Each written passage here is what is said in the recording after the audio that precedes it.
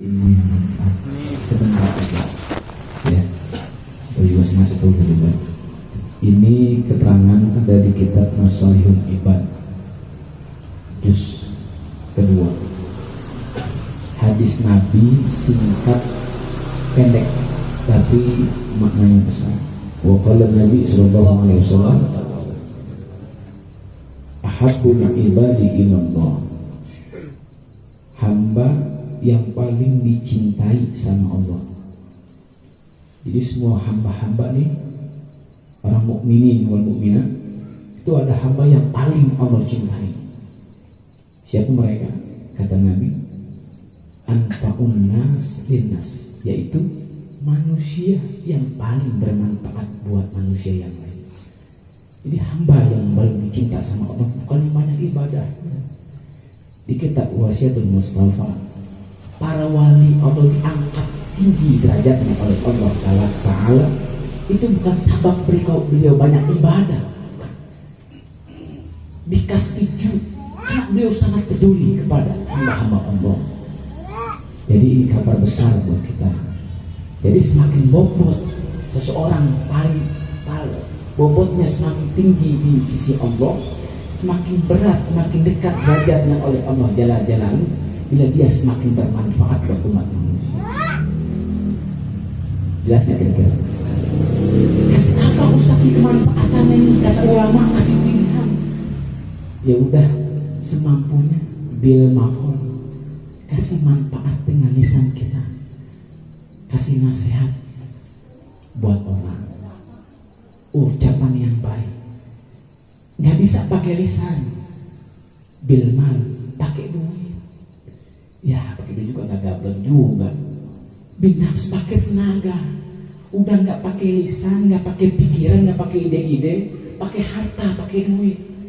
Lebih-lebih ketika ada suatu kegiatan yang bernuansa agama, pakai uang. Uang nggak punya, pakai kue. Yang ketiga, kalau nggak bisa juga binafs pakai tenaga. Nih jangan sampai pikiran kagak, ide kagak, uang kagak sampai, kue kagak sampai, ngebantuin juga ogah. Bincah nggak punya pangkat kita. Kita bukan RT, kita bukan RW, bukan aparat. Jangan sampai kita nggak sampai bisa bantu dari antara pilihan ini. Nah kalau nggak bisa pakai uang, pakai tenaga.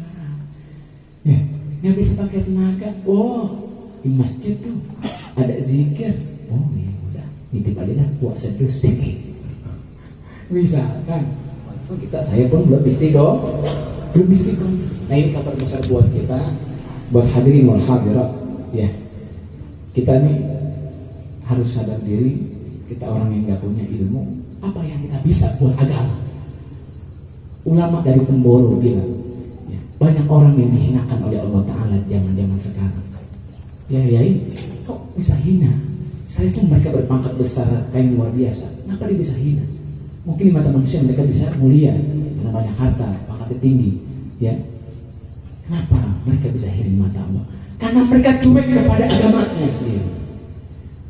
Jadi kalau kita peduli sama agama kita, ayo, ya minimal kita mau mikirin majlis yang kita menuntut ilmu tempat itu.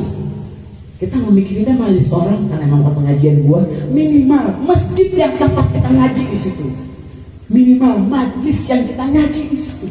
Jangan sampai di masjid kita nggak peduli, di musolah yang kita ngaji nggak peduli, sampai di majlis yang kita alif-alifan ngaji di situ kita nggak peduli sama sekali. Hoi, guru ente tuh ada acara tuh tiap bulan, guru ente tuh ada acara tiap tahun maulid. Jangan kayak orang-orang pura-pura bego.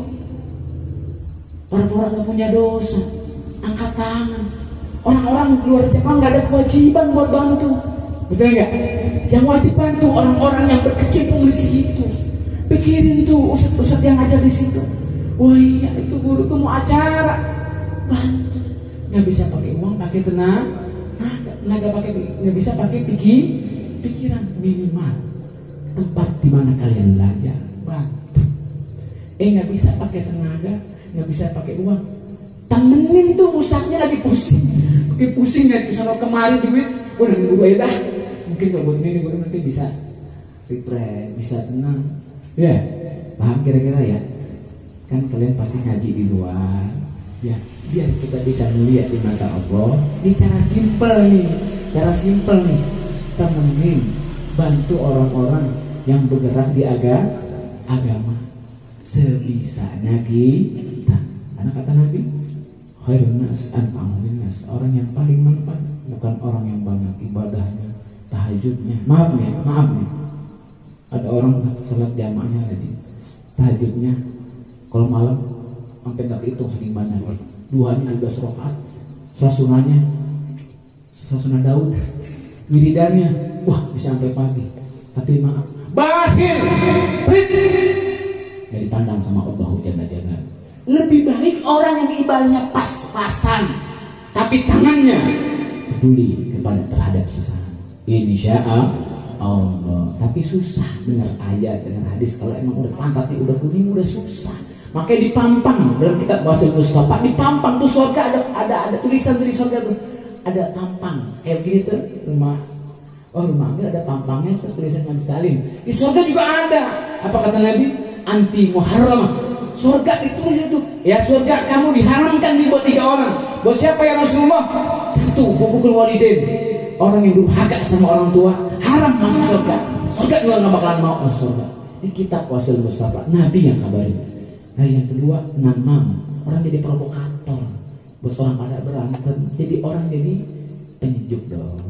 Kalian dimanapun tinggal jadi orang ada kalian enak, tenang. Ya. Nah yang ketiga, bakhil. Orang yang haram masuk surga. Orang yang pelit. Sekalipun ibadahnya melimpah, tapi dia hubungannya kepada manusia bakhil. Na'udzubillah summa na'udzubillah.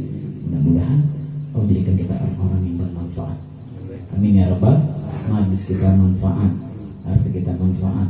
Semua apa yang kita bisa miliki bisa manfaat, bukan hanya buat keluarga kita, tapi buat saudara kita, buat tetangga kita, buat jamaah kita, buat murid-murid kita, buat semua umat Nabi Muhammad SAW.